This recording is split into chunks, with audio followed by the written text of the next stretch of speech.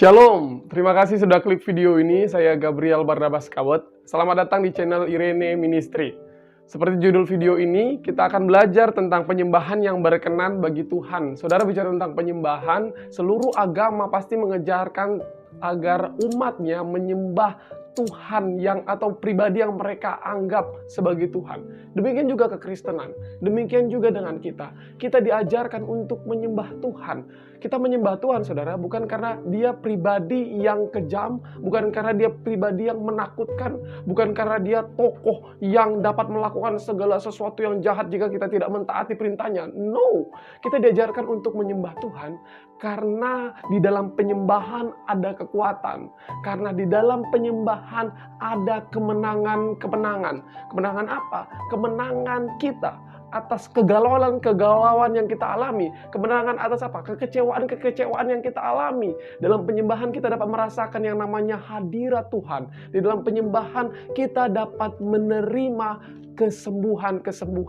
Tidak hanya bicara tentang kesembuhan secara fisik, tapi kesembuhan juga secara jiwa, kesembuhan juga secara pikiran. Kita kecewa dengan manusia, kita kecewa dengan diri kita. Kalau kita datang kepada Tuhan, kita menyembah Tuhan, maka kita akan menerima kekuatan dan pemulihan. Yang menjadi permasalahannya, apakah semua penyembahan berkenan kepada Tuhan? Saudara, saya teringat dengan satu ayat dalam Matius 15 ayat ke-8. Saya rindu bacakan ini buat saudara. Matius 15 ayat yang ke-8. Demikian firman Tuhan. Bangsa ini memuliakan aku dengan bibirnya, padahal hatinya jauh daripadaku. Saudara, dari sini kita dapat melihat bahwa ternyata ada penyembahan yang tidak berkenan bagi Tuhan. Penyembahan bagaimana yang tidak berkenan bagi Tuhan? Penyembahan yang tidak berkenan bagi Tuhan adalah penyembahan yang lahir hanya karena rutinitas, yang lahir hanya karena supaya dilihat orang, yang lahir hanya karena supaya mendapat PK. Maaf, saya harus bilang ini, sorry to say. Kenapa, saudara? Karena tidak sedikit hal yang seperti ini terjadi. Mereka hanya menyembah Tuhan dengan lirik, tetapi tidak dengan gaya hidup mereka. Padahal penyembahan tidak hanya berbicara tentang kita bernyanyi bagi Tuhan, kita bermain musik bagi Tuhan, tapi penyembahan juga berbicara tentang bagaimana kita hidup sesuai dengan kehendak Tuhan. Saudara, untuk itu kita akan belajar bagaimanakah penyembahan yang berkenan bagi Tuhan itu. Dalam Yohanes 4 ayat yang ke-21 sampai dengan ayat yang ke-24. Yohanes 4 ayat yang ke-21 sampai ayat yang ke-24. Ini adalah satu cerita yang sangat populer sekali di kalangan kita orang Kristen, bagi kita orang yang suka membaca Alkitab. Dan tentunya cerita ini bukan cerita yang satu kali, dua kali kita dengar, tapi cerita yang sering kali kita dengar.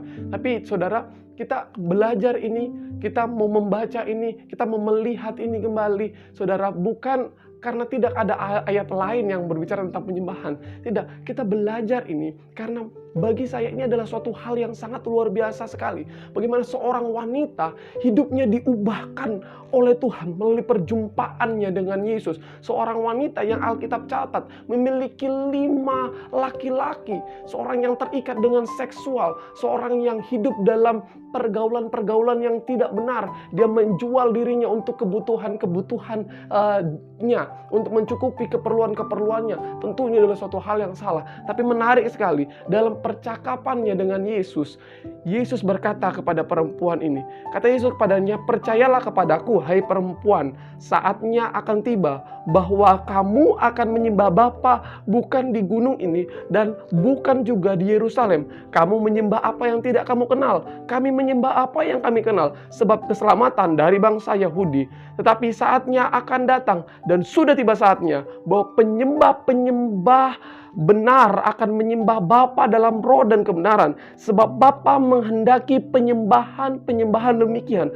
Allah itu roh, dan barang siapa menyembah Dia harus menyembahnya dalam roh dan kebenaran. Saudara, saya menemukan kata menyembah di sini dalam terjemahan bahasa asli, dalam bahasa Yunani menggunakan kata proskuneo. Dan saudara, menarik ketika saya cari apa arti dari proskuneo ini. Ada 3 arti dari proskuneo, saudara. Yang pertama, artinya adalah mencium. Kata ini suatu gambaran keintiman dan kedekatan kita kepada Tuhan. Saudara, Mungkin saudara menonton video ini dan berpikir dan bertanya, bagaimana kita mencium Tuhan? Tuhan kan tidak terlihatan, Tuhan kan tidak ada fisiknya sekarang. Bagaimana kita menciumnya? Saudara, mencium yang dimaksudkan di sini adalah bicara tentang keintiman, saudara. Kita memiliki keintiman dengan Tuhan, kita memiliki kedekatan dengan Tuhan. Seorang yang dekat dengan Tuhan, saudara, adalah seorang yang tidak pernah bosan, saudara, dalam menyembah Tuhan. Adalah orang yang tidak pernah, kok lama banget sih ini worship leadernya menyembah. Oh, sampai jam berapa ini ibadahnya? Orang yang benar-benar menyembah Tuhan tidak akan berpikir seperti itu. Dia tidak akan pernah merasa bosan membaca firman Tuhan. Dia tidak akan pernah sungkan untuk membaca firman Tuhan. Dia tidak akan segan menonton video ini sampai habis. Mau saya harus bilang seperti ini, saudara. Karena inilah realitanya. Mencium di sini bicara tentang kita dekat dengan Tuhan. Kita benar-benar mau terus dekat dengan Tuhan, tidak mau jauh dari Tuhan. Dan saudara, arti yang kedua saya temukan, bersujud atau tersungkur dalam pemujaan dan penghormatan kepada Tuhan. Maksudnya saudara, bersujud atau tersungkur ini adalah kita benar-benar merendahkan diri kita di hadapan Tuhan. Kita benar-benar sadar bahwa kita adalah hina di hadapan Tuhan. Hanya karena Dialah kita menjadi mulia, kita menjadi berharga kembali. Hanya karena darahnya. Kalau saudara menyembah dengan kesombongan, dengan berpikir, oh suaraku paling bagus, oh suara dia fals, pasti penyembahannya tidak berkenan. Itu saudara sedang menyembah Tuhan dengan tidak bersujud dan tersungkur. Bersujud dan tersungkur di sini tidak hanya berbicara tentang tindakan fisik. Kita datang ke gereja, kita sujud, kita datang ke gereja, kita tersungkur. Saudara melakukan itu tidak jadi masalah, tetapi bukan itu substansinya, bukan itu pokok intinya. Pokok intinya adalah kita benar-benar menyembah Tuhan dengan ketulusan hati, bukan kesombongan. Bersujud.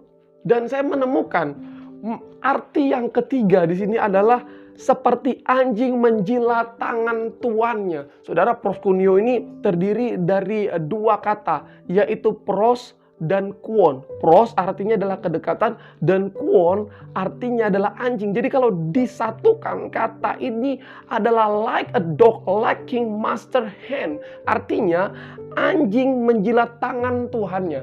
Saudara, saya memiliki anjing di rumah. Dan setiap saya datang ke rumah, pulang ke rumah, anjing ini langsung lari ke saya dengan penuh antusias. Dia datang menjilati kaki saya. Kalau saya pegang kepalanya, dia akan menjilati tangan saya. Dan saya lihat, saudara, maksudnya seperti anjing menjilat kaki tuannya ini adalah kita benar-benar penuh antusias dalam beribadah, dalam menyembah Tuhan. Kita menyambut Tuhan dalam ibadah. Kita bertemu Tuhan dalam ibadah itu dengan antusias, bukan jaim-jaim jual mahal. Tidak jarang worship leader yang sepertinya ia mengemis dengan jemaat dan berkata, aduh, sepertinya saya melihat jemaat Tuhan tidak semangat. Ayo kita lebih semangat. Saudara, kalau itu artinya adalah saudara sedang tidak antusias dalam memuji Tuhan. Saudara harus benar-benar menyembah Tuhan dengan antusias. Seperti anjing yang datang menjilat kaki tuannya. Seperti anjing yang datang menjilat tangan tuannya. Seperti itulah kita seharusnya waktu kita datang menyembah Tuhan. Penyembahan tidak hanya berbicara tentang kata-kata, lagu, atau musik yang hebat. Saudara mungkin bisa menangis dalam ibadah, tapi coba koreksi diri saudara. Saudara sedang menangis benar-benar karena saudara mengalami perjumpaan dengan Tuhan, dengan hadiratnya yang kudus, atau hanya karena masalah saudara, atau hanya karena musiknya yang indah. Ini harus menjadi perenungan bagi kita. Penyembahan yang berkenan bagi Tuhan.